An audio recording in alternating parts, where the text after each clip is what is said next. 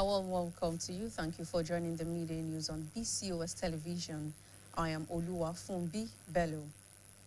President Bola Tinubu has ordered a full investigation into the gruesome killing of a housewife, Fatima Bubakar, and her 6 children at the Chiranchi community in Kano State.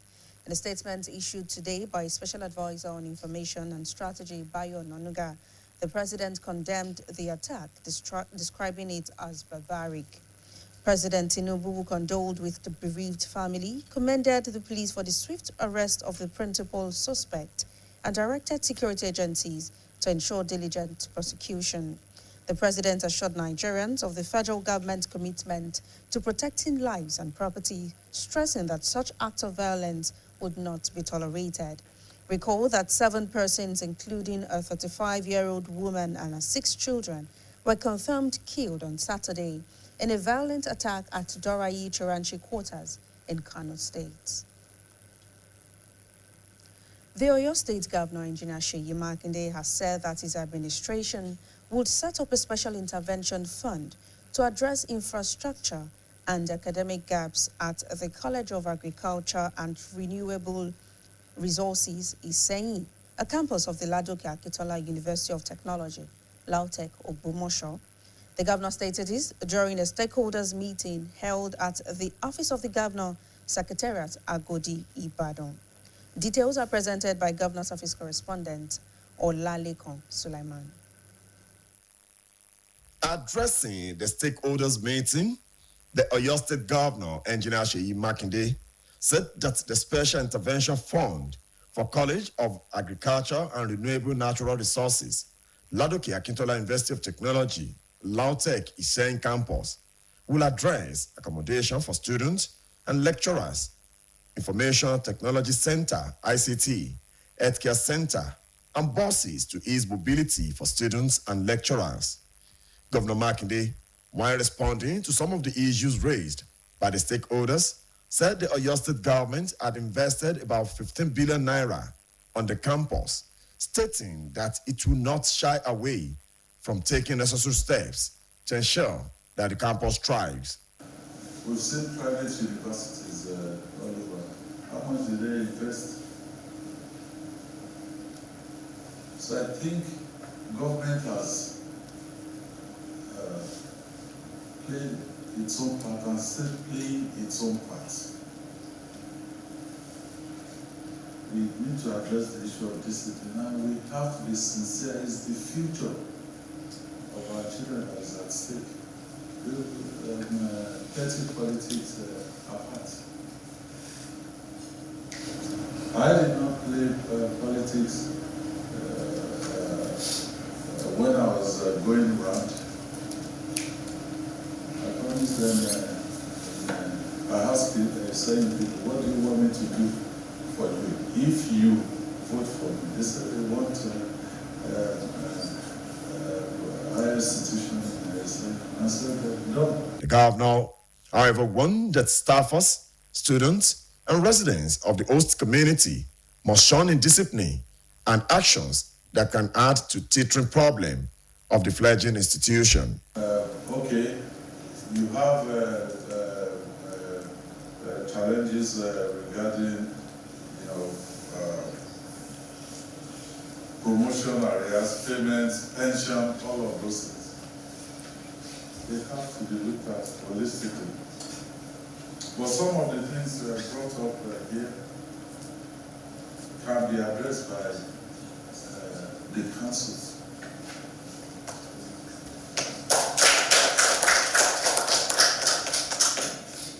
And I know we have the capacity, we have the quality in the management of our city. Earlier in his remarks, the Pro-Chancellor and Chairman Governing Council, Professor Ayodeji Omole, lauded Governor Makinde for his efforts, which led to Oyo State sole ownership of LAUTECH and relocation of all students of Faculty of Agriculture and Natural Science from the main campus of the university in Ogbomosho to the Iseyin campus. In their separate remarks, the Vice-Chancellor, LAUTECH, Professor Razak Kalilu, the President and Secretary of the Global Alumni of the University, Engineer Olalekan Badmus, and Professor Ige Oladiran, and the President, Iseyin Development Union, Alhaji Mubashir Aziz, appreciated the governor for fulfilling the institution's dream by solving the ownership debacle and the establishment of the college in Iseyin. They appeal to the governor to come to the aid of the campus with the provision of some facilities. So our weight bill currently, we augment salaries with over 4 million naira monthly. 400 million naira monthly. With all this coming together, I doubt if it will not be up to 1 billion. And the university is growing. People who retired are also on the pension list of the university. The state government should also help and assist in the settlement of this issue of compensation to the 8 families that release land for the college in the 2 locations. And lastly, Your Excellency, sir, the community appeals for an upgrade of the college to an autonomous university. Speaking on behalf of the student, Mr. Olabaju Istre thanked the governor for his visit to the campus recently, which he said had bettered some positive developments on the campus. Also in his remarks, the Aseyin of Iseyin, Oba Sefiu Olawale Oyebola, pledged the support and cooperation of the people of Iseyin for the success of the university, just as they cautioned students of the institution to always present their requests without destroying properties and causing unrest in the community. Olalekan Sulaiman, BCOS News. The Oyo State Governor, Engineer Seyi Makinde, has commissioned what is being described as the longest par 5 golf hole in Nigeria at the Tiger Golf Club, Odogbo Cantonment, Ibadan. The newly redesigned hole 15, measuring 596 meters, is the club's signature hole and was sponsored by a trustee of the club and avid golfer, Mr. Dapo Adeleke. BCOS reporter Adebayo Abdurrafi files in the details. The newly redesigned hole 15 of the Tiger Golf Club at Adekunle Fajuyi Cantonment, Odogbo Ibadan, now the signature hole of the club, has as one of its unique features a water fountain created from natural topography. Performing the official commissioning of the hole, the Oyo State Governor, Engineer Seyi Makinde, who was represented by the Secretary to the State Government, Professor Musiba Babatunde, said the hole stands out not only in Nigeria but across West Africa. The governor described the new hole 15 as technically demanding, noting that its unique design sets it apart from conventional golf holes. According to him, the 596-meter par 5 hole was designed in multiple layers, featuring a challenging fairway, a lagoon crossing, and an elevated green that requires careful calculation and strategic play. He stated that the hole is not only recreational, but also enhances mental discipline, describing it as one of the finest golf holes on the continent of Africa. The use of golfers are for the entire humanity.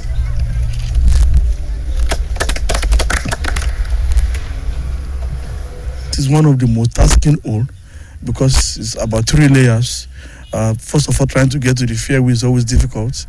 Then you have a lagoon that you have to actually pass through, and then an elevated green, which is always going to test your reasoning. You have to be very up and doing and then calculative for you to be there. So it's basically one of the best you can actually see in Africa for recreation and then for development of the mind and the brain. Basically, that is actually what this hole is actually out for. And we say a very big thank you to Mr. Dapo Adeleke for giving that huge amount to be able to cover and redesign this hole.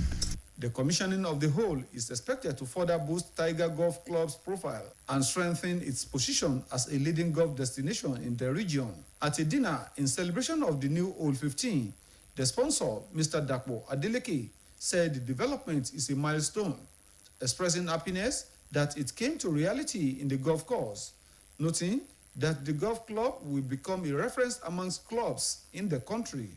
Tiger Golf Club is distinct from any other club. We have a very good topography, and God has given us, a land that we can play all the year round. Even when it's the rainy period in Nigeria, rainy season, when some other clubs will close their course, Tiger Golf Course is still open. The good thing about that 015 was that we had something that looked like an aberrant, something that looked like, a bad thing. We had a gorge that was dug maybe by people who were taking sand out of the place. And so every rainy season, the place is flooded. And then it grows, and then we lose balls, and people find it difficult, dealing with that hole. Then this bright idea came that, look, why not make this a fountain? Make it something that will be worth seeing, that will add attraction to our course. The captain of Tiger Golf Club, Alhaji Gbenga Zubair, in his remarks, commended the sponsor for his commitment, revealing that the project took 2 years to complete. Alhaji Zubair said the completion of the signature hole marks a major milestone in the club's drive to upgrade its facility to international standards. He disclosed that the project, which includes an elevated tee box, a dam and fountain, and an elevated green, cost about 52 million naira and was fully funded by a single individual. We have a plan during my electioneering campaign as the captain of this club that before I leave, I want to leave a legacy that being Oyo State, I want Oyo State to be the first golf course in Nigeria to have the longest par 5. And we have the big green on a hilly path, which makes it unique from the tee box to the green. By the time you are there, you admire the nature while you are playing the course. And what makes it a signature is that it makes it unique, challenging, with some OB by the right, hazard by the left, and some challenges that make it very difficult for you as a golfer to play. You have to be focused, be on the fairway to ensure you play a smooth golf on that whole course called 015. The Tiger Golf Club 015, now known as the club's signature hole, was deliberately designed to test golfers' skill, patience, and strategic thinking rather than sheer power. The commissioning of Tiger Golf Club's signature hole gathered eminent golfers from Ilorin, Ibadan, Dolphin, Ogbomoso, Ekiti, and beyond. Adebayo Abdurrafi, BCOS News. And that ends the media news. Thank you for staying with us. Good afternoon.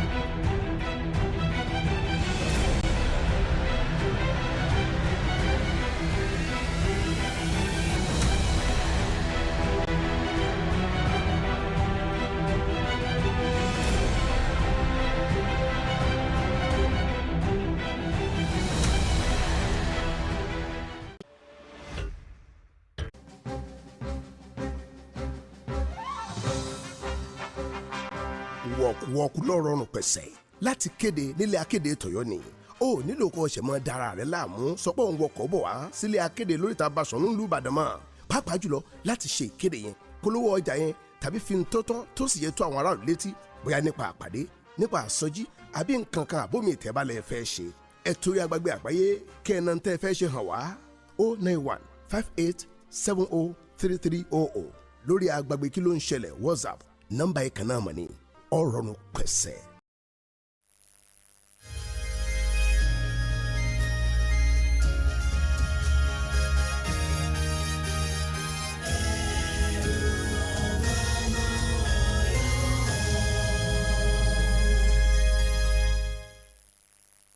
Ẹ káàsán, mo kí wa kú dédé àsìkò yìí, mo kí wa káàbọ̀ sórí ìròyìn ọjọ́ kan rí wa fún tòní.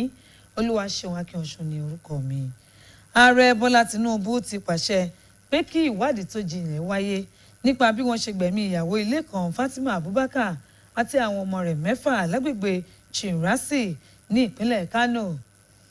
Àtẹ̀jáde tí olùdámọ̀ràn pàtàkì ààrẹ lórí ètò ìròyìn Báyọ̀ Ọ̀nànúgà fi síta fìdí ẹ̀ múlẹ̀ wípé ààrẹ bu ẹnu àtẹ́lu ìṣẹ̀lẹ̀ yìí èyí tó ti ṣe àpèjúwe rẹ̀ bí èyí tó burú jáì, bẹ́ẹ̀ ló tún bá ẹbí olóògbé yìí ṣe ìdárò ẹni wọn.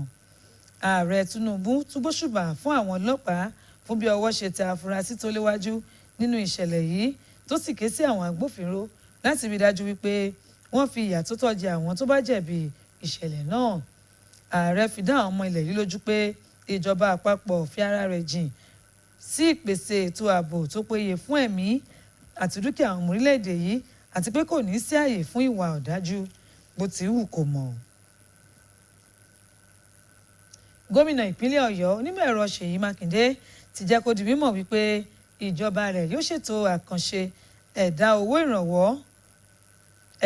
owó ìrànwọ́ láti wá ojútùú sí ìṣòro àìtó àwọn nǹkan amáyédẹrùn àti àlàfo tó wà láàrin ìlànà ìkẹ́kọ̀ọ́ nílẹ̀ ẹ̀kọ́ ètò ọ̀gbìn àtàwọn nǹkan àlùmọ́nì inú ilẹ̀ téèyàn lè sọdọ̀tun tó wà nílùú Ìsẹ́yìn tó jẹ́ ẹ̀ka ilé ẹ̀kọ́ fásitì Ìmọ̀-ẹ̀rọ Ládòkè Akíntọ́lá tó wà nílùú Ògbómọ̀ṣọ́.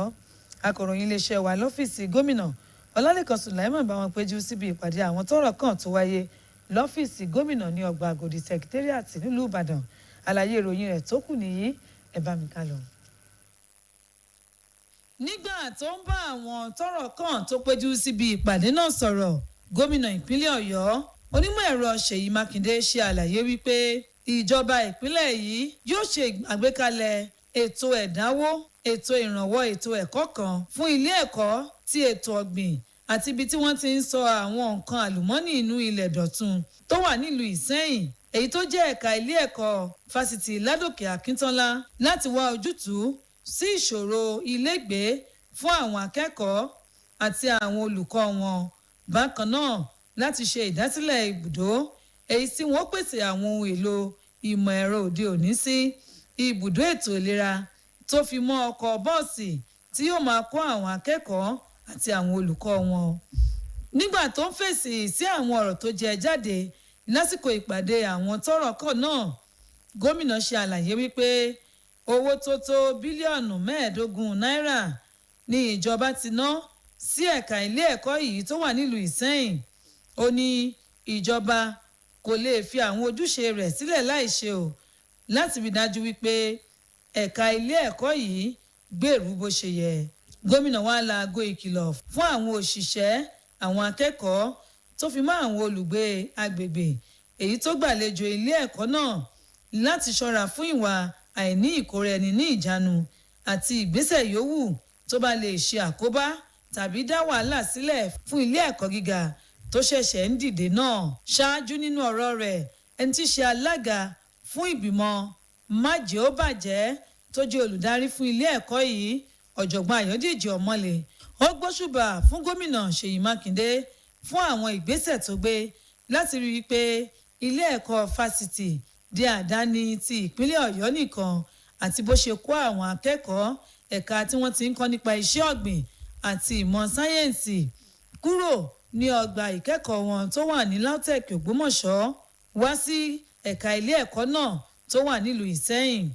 Nínú ọ̀rọ̀ ọ̀tọ̀ọ̀tọ̀ tí wọ́n sọ, ọ̀gá àgbà fún ilé ẹ̀kọ́ LAUTECH ọ̀jọ̀gbọ́n Razak Kalilu, ẹni tí í ṣe ààrẹ àti akọ̀wé fún ẹgbẹ́ àwọn akẹ́kọ̀ọ́ jáde ilé ẹ̀kọ́ fásitì LAUTECH jákèjádò àgbáyé, onímọ̀ ẹ̀rọ Lálékan Badmus àti ọ̀jọ̀gbọ́n Ìgè Ọládìran tó fi mọ́ ààrẹ fún ẹgbẹ́ tó ń wá ìdàgbàsókè ìlú Ìsẹ́yìn Alhaji Mubashiru Azeez, gbogbo wọn ló fi ẹ̀mí ìmoore wọn hàn sí gómìnà fún bó ṣe ṣe àmúṣe ìlérí tó ṣe nípa ṣíṣe ìdásílẹ̀ ilé ẹ̀kọ́ yìí àti wá ojútùú sí ìṣòro àjọni ilé ẹ̀kọ́ gíga fásitì ti LAUTECH èyí tó ti mú èbò ẹ̀yìn bá ìdàgbàsókè ilé ẹ̀kọ́ náà tó fi mọ́ ṣíṣe ìdásílẹ̀ ẹ̀ka ilé ẹ̀kọ́ náà sílùú Ìṣẹ́yìn. Wọ́n wá rawọ́ ẹ̀bẹ̀ sí gómìnà Mákindé láti dáhùn sí àwọn nǹkan tó ń jẹ ilé ẹ̀kọ́ yìí níyà nípa pípèsè àwọn ohun èlò amáyédẹrùn sí ilé ẹ̀kọ́ gíga yìí. Nígbà tó ń sọ̀rọ̀ lórúkọ àwọn akẹ́kọ̀ọ́ fún ilé ẹ̀kọ́ gíga ti LAUTECH ẹ̀ka ti ìlú Ìṣẹ́yìn, ọ̀gbẹ́ni Ọláòbájú Isro dúpẹ́ púpọ̀ lọ́wọ́ gómìnà fún àbẹ̀wò tó ṣe sí ilé ẹ̀kọ́ gíga fásitì náà láìpẹ́ yìí, èyí tó ní ó ti mú àwọn àyípadà rere bá ilé ẹ̀kọ́ náà. Bákan náà nínú ọ̀rọ̀ asẹ́yìn tìlú Ìṣẹ́yìn, ọba Sefiu Ọláwálé Oyèbọ́lá ó ṣèlérí àtìlẹ́yìn àti ìfọwọ́sowọ́pọ̀ àwọn èèyàn ìlú Ìṣẹ́yìn láti rí dájú wípé ilé ẹ̀kọ́ fásitì yìí dòun kó sì kẹsẹ̀ járí. Bẹ́ẹ̀ ló tún laago ìkìlọ̀ fún àwọn akẹ́kọ̀ọ́ ilé ẹ̀kọ́ gíga yìí láti máa jẹ́ kí ìjọba mọ àwọn nǹkan tí wọ́n bá ń pòǹgbẹ fún láì jẹ́ wípé wọ́n bà dúkìá jẹ́ tàbí dá wàhálà sílẹ̀ ní àwọn agbègbè. Olúwaṣeun Akínọ̀sùn ló ń ròyìn fún iléeṣẹ́ BCOS. Ẹ̀wẹ̀ gómìnà ìpínlẹ̀ Ọ̀yọ́ onímọ̀ ẹ̀rọ Ṣèyí Mákindé ti sọ lójú gbàgede tó ṣe àrà ọ̀tọ̀ nílẹ̀ Nàìjíríà èyí tí wọ́n ti ń gbá bọ́ọ̀lù àfi-ìgbígbá sínú o ti ẹgbẹ́ Tiger Golf Club níbùdó àwọn ọmọ ogun tó wà ní Òdògbó nílùú Ìbàdàn. Gbàgede eré ìdárayá yìí tó ní ihò 5 ní ọ̀kan lára àgbà ọ̀jẹ̀ eléré ìdárayá bọ́ọ̀lù àfi-ìgbígbá sínú o. Ọ̀gbẹ́ni Dàpọ̀ Adélékè ṣe agbátẹrù rẹ̀. Akọ̀ròyìn iléeṣẹ́ wa BCOS Adébáyọ̀ Abdulrafi báwọn péjú síbi ètò náà. Ìròyìn tó kù nìyí lẹ́nu Bùnmi Elégbèdé.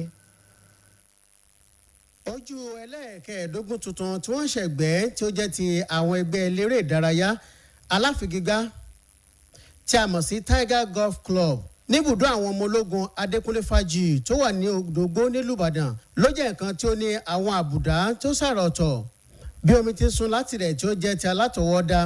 Nígbà tó ń ṣe ihò náà, gómìnà ìpínlẹ̀ Ọ̀yọ́ onímọ̀ ẹ̀rọ Ṣèyí Mákindé ẹni tí akọ̀wé ìjọba ìpínlẹ̀ Ọ̀yọ́ ọ̀jọ̀gbọ́n Musibau Babátúndé ṣojú fún ṣàlàyé pé ihò náà dá yàtọ̀ tí kìí ṣe lórílẹ̀‐èdè Nàìjíríà nìkan ṣùgbọ́n ní gbogbo apá gúúsù ilẹ̀ adúláwọ̀.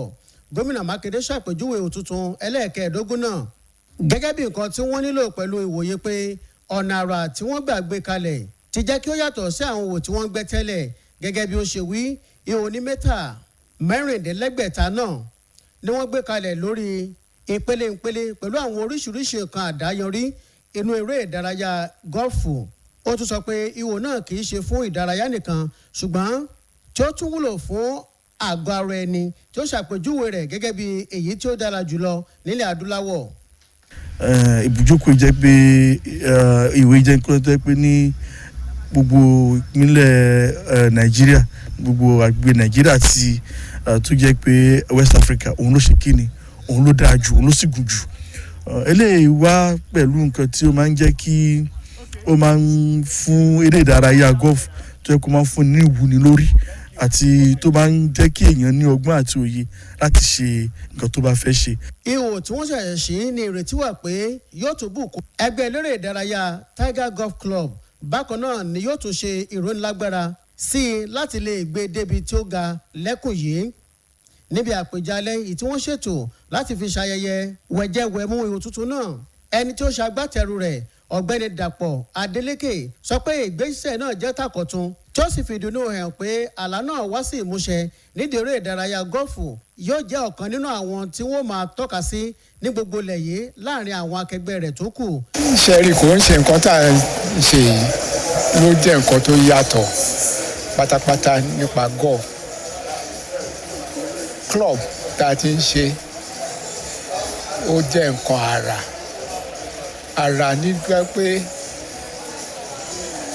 tẹ́ ẹ bá ń gbá golf tó bá ti di inú òjò àwọn clubs kan wà tó jẹ́ pé ẹ lè gbá golf lọ́dọ̀ wọn bóyá fúnjọ́ méjì fúnjọ́ mẹ́ta wọ́n á ti course wọn ṣùgbọ́n ọlọ́run ti fi nǹkan jíǹkì Tiger tó jẹ́ pé ilẹ̀ tá a ní ó jẹ́ ilẹ̀ tó ń gba omi sára, ó jẹ́ ilẹ̀ tó wà lórí òkè, tó wà lórí òkúta. Ṣùgbọ́n nǹkan tá à ń ṣe yìí tá a pè ní signature hole, ó jẹ́ nǹkan tó jẹ́ pé àwọn kan rò pé bóyá wọ́n dábùkù ba ibi tá a ti ń gbá gọ́ọ̀fù ni. balógun ikọ̀ náà Alhaji Gbenga Subaru nínú ọ̀rọ̀ rẹ̀ kan sára sí ẹni tó ṣe onígbọ̀wọ́ ihò ọ̀hún fún ìfaraẹnijìn rẹ̀ tó sì jẹ́ kí ó di mímọ̀ pé àkànṣe iṣẹ́ náà gba ọlọ́dún méjì kí ó tó parí. Alhaji Subaru tó sọ pé píparí ihò náà jẹ́ nǹkan àkọ́tún ńlá nínú ìtàn ikọ̀ eléré ìdárayá náà láti mú àgbéga bá àwọn nǹkan ìlú rẹ̀ sí ti tí wọ́n lò káàkiri àgbáyé. Ó tún ṣàlàyé pé àkànṣe iṣẹ́ náà ló tún ní àwọn oríṣiríṣi nǹkan mìíràn nínú èyí tó ná wọn ní owó tó tó mílíọ̀nù 52 náírà tó sì jẹ́ ẹnìkan ṣoṣo ló parí ètò ọ̀hún. intan pé ní signature hole ni pé ní láwọn golf course kọ̀ọ̀kan nílẹ̀ Nàìjíríà àti ní òkè òkun wọ́n máa kì í ṣe gbogbo golf course kó ló ní signature hole o, àwọn kọ̀ọ̀kan ló máa ní signature hole, ṣùgbọ́n Tiger Golf Lodge wà lára àwọn tó máa sọ pé ní Nàìjíríà lẹ́yìn ó ní signature hole. ihò tuntun ẹlẹ́ẹ̀kẹ́ẹ̀dógún náà ni wọ́n mọ̀ọ́mọ̀ ṣàgbékalẹ̀ rẹ̀ láti lè yẹ àwọn nǹkan wò lára àwọn agbábọ́ọ̀lù ọ̀hún bíi ọgbọ́n àtinúdá, sùúrù àti ìrònú lọ́nà àrà. Oríṣiríṣi àwọn èèkàn lágbo eré ìdárayá bọ́ọ̀lù aláfigigbá láti ìlú Ìlọrin, Ìbàdàn, Dolphin, Ògbómọ̀ṣọ́, Èkìtì àti bòmíràn ló péjú síbi ayẹyẹ ṣíṣe òtútù náà. Ayọ̀rìndé Ọlágòkè lóròyìn fún iléeṣẹ́ BCOS. kí n tó parí ìròyìn ọjọ́ kan rí wa fún ti ọ̀sán òní, ọ̀rọ̀ ààbò orílẹ̀-èdè wa Nàìjíríà ó dọwọ́ tèmi àti ẹ̀ nítorí náà ẹ jẹ́ a máa ta àwọn òṣìṣẹ́ aláàbò lólobó ní kété tí a bá ti ń gbúròó ìṣẹ̀lẹ̀ tàbí ìrìn ẹnikẹ́ni tó mú ìfura dání ní agbègbè wa.